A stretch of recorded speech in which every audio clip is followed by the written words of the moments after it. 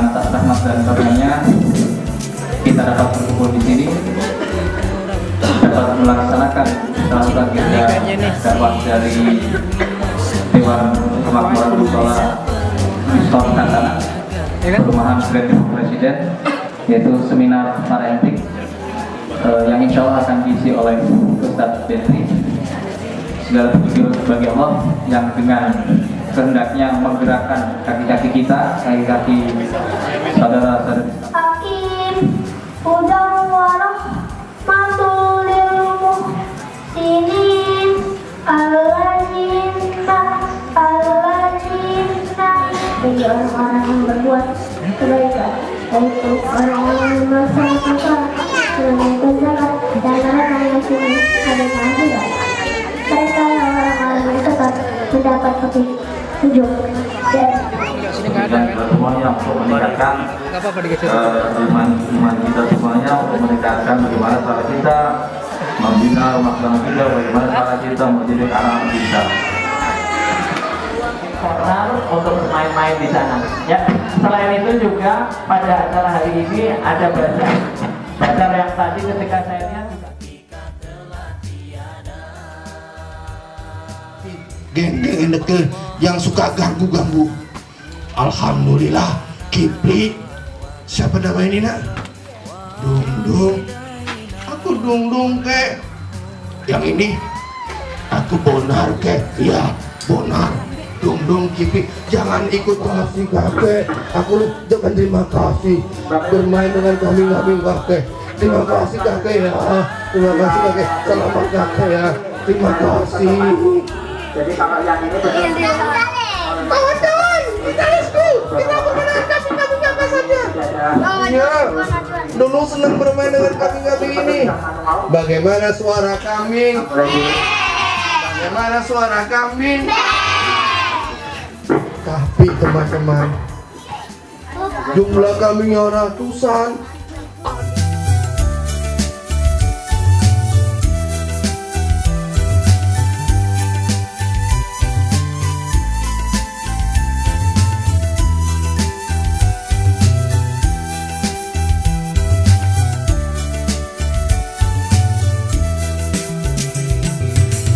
Hormati orang tuamu dengan cinta dan kasih. Sayangilah selalu dengan sepenuh hati. Jagalah ucapanmu, jangan mencaci maki. Taatilah selalu, jadilah anak berbakti. Allahumma ighfir lana dzunubana wa dzunuba walidayna warhamhuma kama rabbayana shighara. Ya Allah ya Rabbi, ampunilah dosa kami, segala dosa ibu bapak kami. Sayangilah keduanya yang telah mendidik kami semua dari kecil sehingga dewasa. Allahumma ighfir lana dzunubana wa dzunuba walidayna warhamhuma kama rabbayana shighara. Allahumma ighfir lana dzunubana wa dzunuba walidayna warhamhuma kama rabbayana shighara.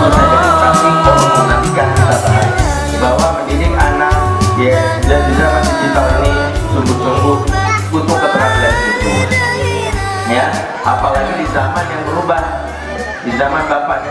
Assalamualaikum warahmatullahi wabarakatuh.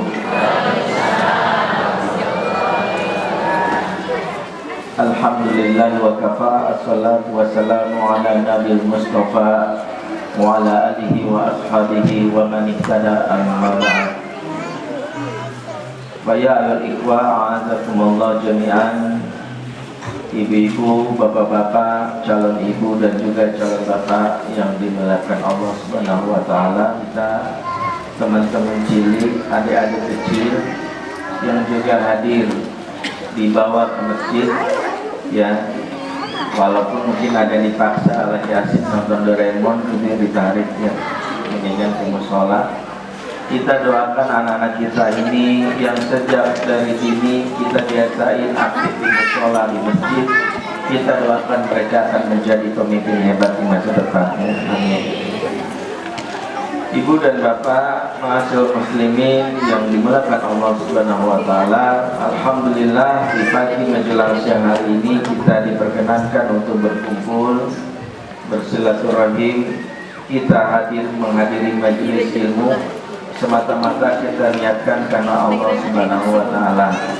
Yang pertama selalu saya ingatkan, kalau belajar atau menuntut ilmu jangan sampai rugi. Ruginya apa? Ruginya kalau niatnya udah nggak ikhlas. Ya, datang karena ada iming-iming, nanti pulang dikasih voucher umroh, ya, bukan. Atau dikasih panitia ya uang sejuta, bukan ya. Bukan karena itu, tapi semata cari ilmunya. Juga bukan karena ustadznya. Siapapun ustadznya hadir kalau membutuh ilmunya. Ya, jangan terpesona ustadz ini ya gantengnya kayak Aliando, bukan.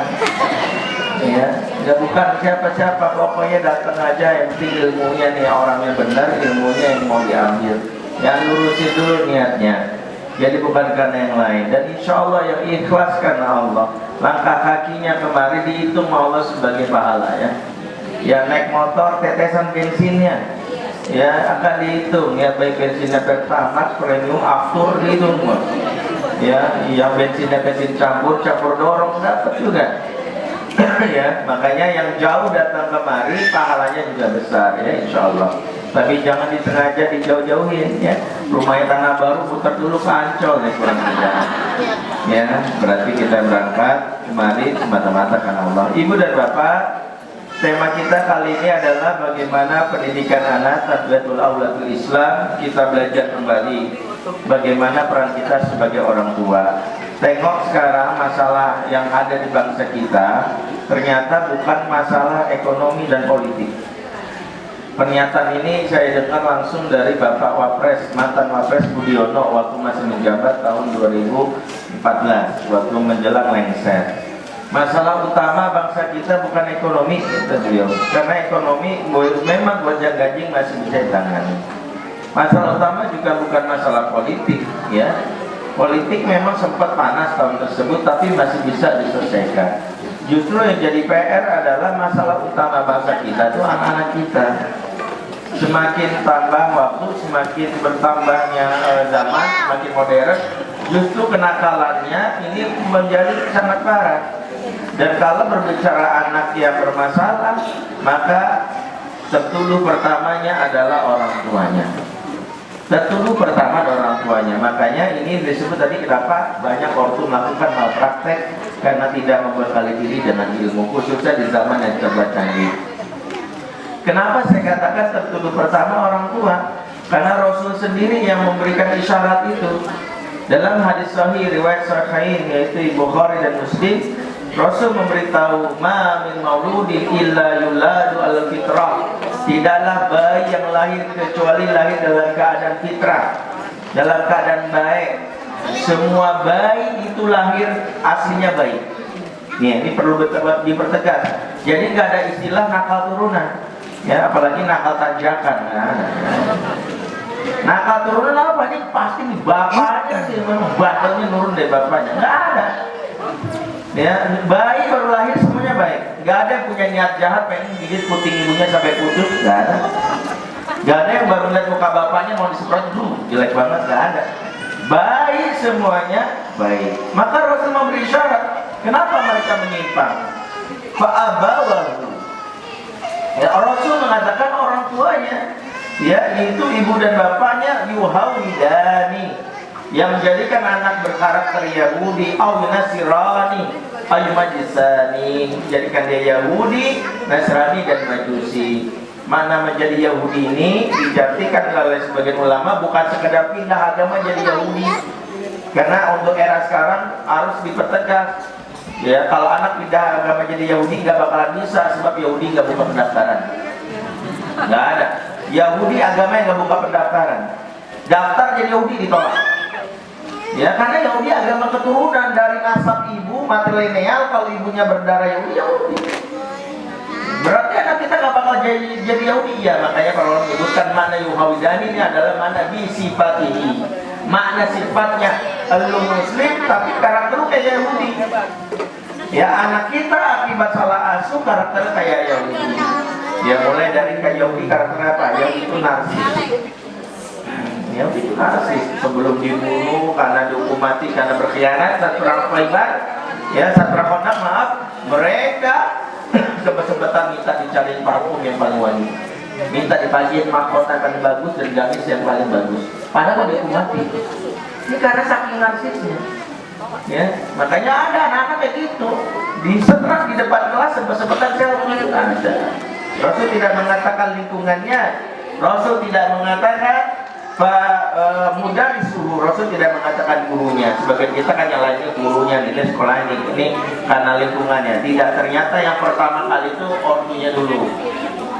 Oh, lingkungan iya, sekolah iya, zaman lingkungan apa guru bisa jadi, tapi ortu nanti kan kita bahas bahwa mendidik anak ya, di zaman digital ini sungguh-sungguh butuh keterampilan khusus. Ya, apalagi di zaman yang berubah. Di zaman bapak dan ibu dengan zaman saya, termasuk di zaman mungkin di zaman anak-anak kita sungguh sangat berbeda. Di zaman kita tantangannya tidak seperti sekarang. Ya, sebagian kita masih ada yang ketua, kalau nggak kan. Saya ceritain waktu pengalaman saya ngisi seminar di Pekanbaru. Ketika saya berangkat dari Jakarta, kemudian naik pesawat, sebelum di ruang tunggu ada seorang bapak tergopoh-gopoh nanya saya, "Bapak mau ke Pekanbaru?" "Iya." "Tahu alamat ini?" Saya nggak tahu, saya bukan orang Pekanbaru, saya di Jakarta, Pekanbaru." "Oh iya. Bapak dapat alamatnya dari mana?" "Ini dari seseorang, saya mau ke sana." "Ya udah, Bapak telepon aja orangnya." "Oh ya udah." Selesai ngomong, ternyata masuk pesawat duduknya sederet sama saya. Oh, saat bapak yang tadi. Singkat kata akhirnya ada cerita. Saya ke Pekanbaru Pak, cuma sehari doang. Berangkat hari ini, kata dia, nanti pulang sore. Saya bilang, "Ngapain Pak?" "Saya mau jemput, mau narik anak saya kabur. Udah seminggu 2 minggu nggak pulang." "Kabur kenapa?" "Aduh, saya 2 minggu nih Pak, anak saya." Intinya dia bilang, saya itu orang Medan asalnya, nggak punya saudara di Pekanbaru. Saya nangis mikir anak saya khawatir jadi korban perdagangan manusia. Anak saya umurnya 23 tahun Pak. Ini dia perempuan, dia lagi senang-senangnya punya Facebook, punya gadget. Lulus kuliah sama saya bikinin toko supaya dia ada kesibukan dagang bukanya jam 11, tutupnya jam 1 pagi, 1 siang maksudnya, jadi jam 11 pagi siang cuma 2 jam. Sisa nyampe nongkrong di bawah pacarnya. Marah lah ibunya, cuma negor dong, "Kamu kok jajan gini-gini?" Ngambek, nggak mau dagang 2 hari. Kesimpulannya akhirnya begitu mamanya marah, dia nggak pulang seminggu 2 minggu. Ternyata dia WhatsApp saya kalau dia ada di Pekanbaru, dikasih alamat. Inilah kenapa saya bilang kesimpulan bapak itu adalah, ya Allah ya Pak, zaman udah berubah. Dulu ya kita sebagai anak sering-sering minta maaf sama orang tua. Sekarang kita jadi orang tua kembali harus kita minta maaf juga sama anak.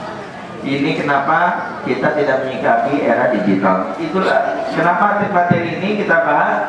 Inilah generasi digital. Anak-anak kita tidak lagi seperti yang zaman kita. Mereka sudah bersinggungan dengan internet. Maka generasi ini disebut generasi cyber, disebut i-generation, generasi Z, banyak istilahnya, generasi internet dan sejenisnya. Generasi yang lahir ini biasanya dari tahun 95 ke atas, 95, 97. Ya, kenapa? Karena kelahiran mereka seiring dengan pertumbuhan internet, di mana ortu internet ini kadang menjadi sebuah solusi ketika kita mungkin nggak bisa mendiamkan anak, padahal berbahaya. Sebagian orang tuh merasa dengan punya gadget, sekarang kalau anak nangis akhirnya dikasih ini selesai. Kakek nenek sekarang juga begitu. Oh, ini akhirnya anak diam. Sebagian menganggap gadget ini bisa dibiarkan anak, tapi ini bahaya.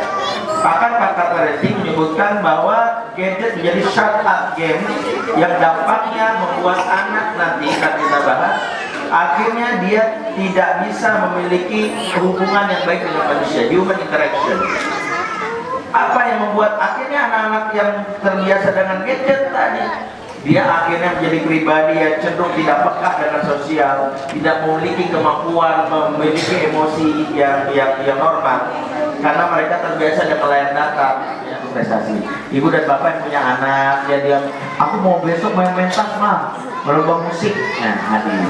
Aku main pentas ini, merotal Quran, hadir. Jangan sampai nggak bisa dengan repot, mama ada kegiatan, ya ini penting.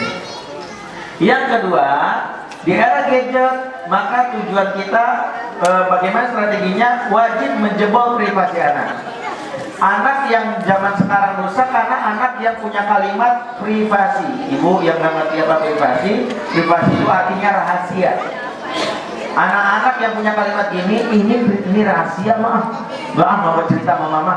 Kalau ditanya selalu nggak apa-apa. Ini bahaya. Makanya kenapa anak sekarang nggak bisa diantisipasi dari korban pelecehan seksual? Karena nggak pernah cerita. Baru tahu pas udah gede. Dulu aku pernah begini sama bapak ini. Kenapa kita bisa cegah kalau dia cerita? Itulah kenapa harus kita jalan kedekatan. Biasakan kita membuat anak itu berbagi cerita, ya khususnya para ibu, ya jangan banyak nanya, jadi kuping.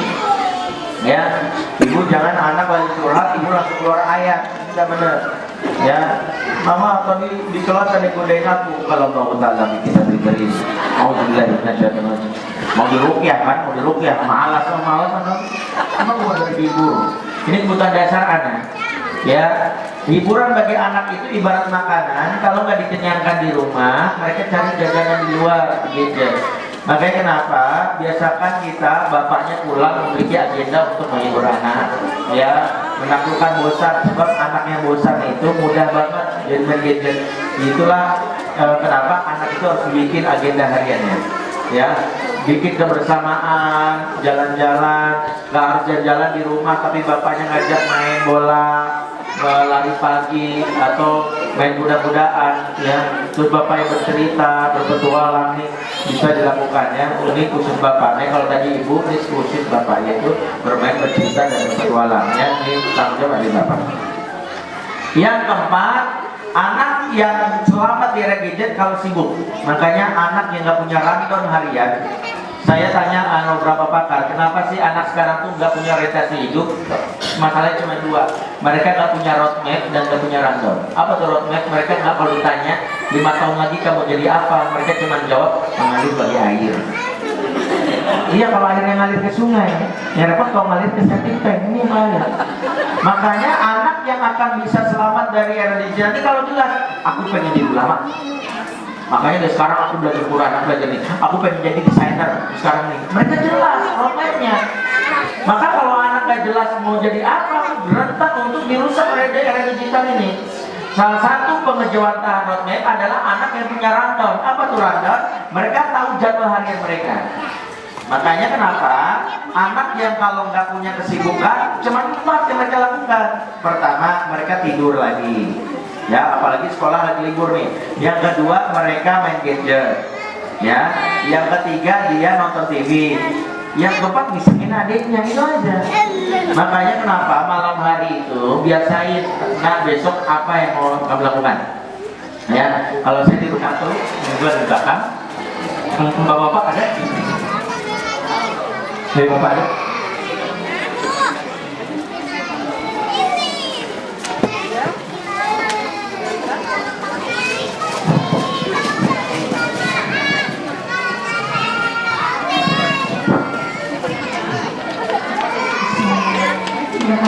Assalamualaikum warahmatullahi wabarakatuh. Saya Ira. Yang ingin saya tanyakan Ustaz, kalau menurut Ustaz nih idealnya anak itu boleh dapat handphone yang bisa internet itu itu usia berapa, atau malah idealnya itu anak itu cuma bisa dikasih handphone yang memang sesuai dengan fungsinya untuk komunikasi SMS dan telepon saja, lalu internetnya bisa kita sediakan di ruang publik yang bisa semua orang melihatnya. Itu kalau menurut Ustaz idealnya bagaimana, dan pengalaman Ustaz pribadi bagaimana dengan anak-anak, apakah memberikan gadget juga, kalau diberikan seperti apa rulesnya? Itu mohon sharingnya Ustaz yang pertama. Yang kedua, sekarang kan gadget itu sudah masyarakat ya Ustaz ya.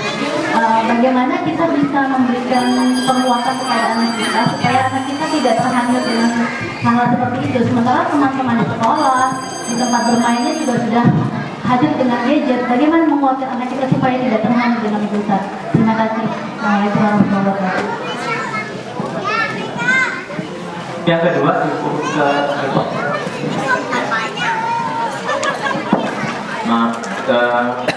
saya biasa polanya nanya satu, saya jawab, nanya satu, saya jawab. Dikumpulin khawatirnya pertanyaan sama, jadi mendingan satu dulu kali aja ibu, abis ini udah nggak jadi bisa bersama gitu ya. Karena gini, satu pertanyaan kadang-kadang belum tentu tiga bisa terjawab, karena waktunya juga. Karena saya pengen satu pertanyaan nggak nanggung. Kalau tiga dikumpulin waktu terbatas, malah akhirnya jawabnya nggak paripurna ya. Mendingan yang nanti habis ini merasa kurang bisa WhatsApp saya jawab. Yang pertama berkaitan kapan waktunya. Pertama, kapan anak memakai gadget? Yang pertama saat anak sudah bisa kenal aturan itu dulu. Sebab nanti gadget terkait dengan aturan. Makanya jangan kasih gadget baik anak yang belum tamyiz.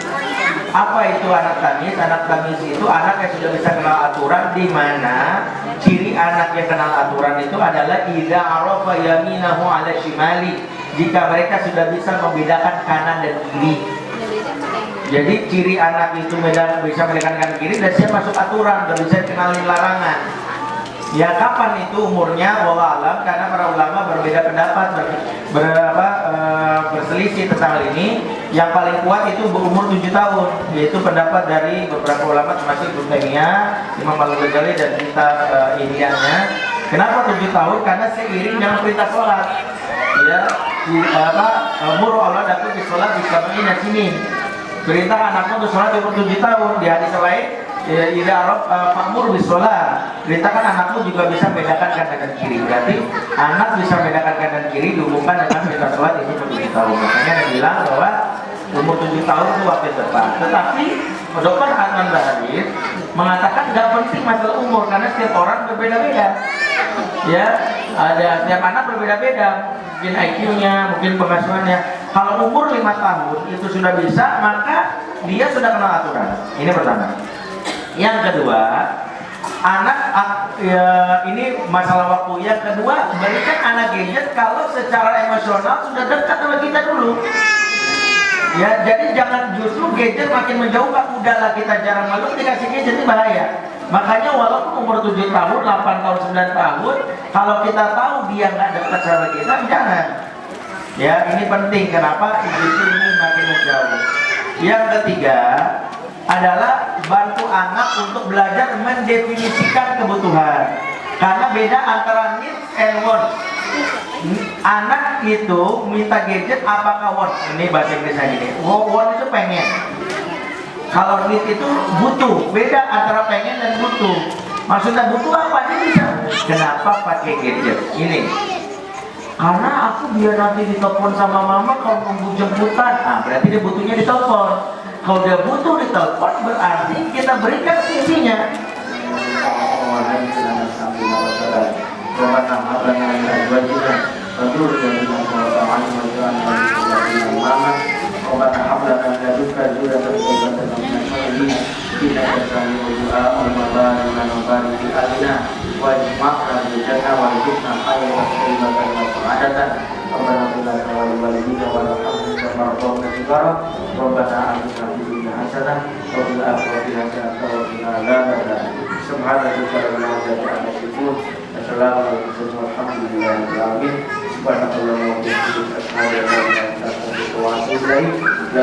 Assalamualaikum warahmatullahi wabarakatuh.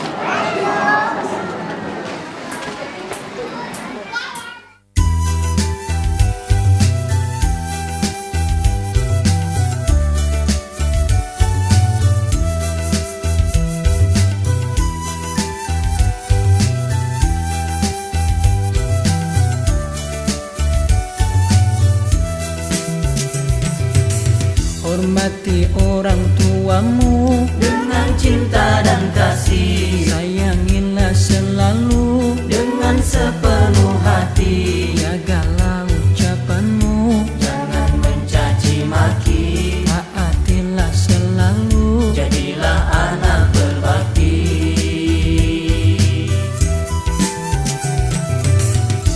jangan pernah kau lupa Jasa-jasa orang tua, ringankanlah bebannya, jagalah nama baiknya rawatlah keduanya, selagi masih di dunia. doakanlah mereka Ketika telah tiada, Allahumma